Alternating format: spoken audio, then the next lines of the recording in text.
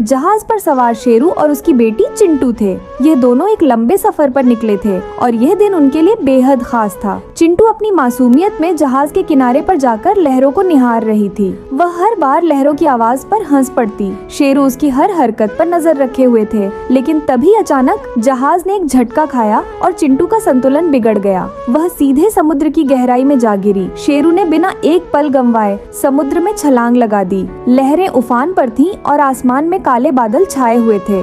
समुद्र में उठती गिरती लहरों के बीच शेरू ने अपनी बेटी को देखा, जो मदद के लिए छटपटा रही थी। शेरू पूरे जोश और ताकत के साथ लहरों से लड़ते हुए चिंटू की ओर बढ़े। तभी उनकी नजर एक शार्क पर पड़ी, जो उनकी बेटी की ओर बढ़ रही थी। शेरू की दिल की धड़कन तेज हो गई, लेकिन डर को अपने ऊपर हावी नहीं होने दिया। उन्होंने अपनी ताकत और हिम्मत को एकजुट किया और शार्क को चकमा देते हुए बेटी तक पहुंच गए।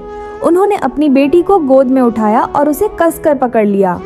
लहरें अब भी उन्हें वापस खींचने की कोशिश कर रही थीं, लेकिन शेरू का हौसला मजबूत था। आखिरकार उन्होंने जहाज तक पहुंचने का रास्ता बना लिया। जहाज पर पहुंचते ही उन्होंने बेटी को गले से लगा लिया। दोनों ठंड से कांप रहे थे, लेकिन सुरक्षित थे।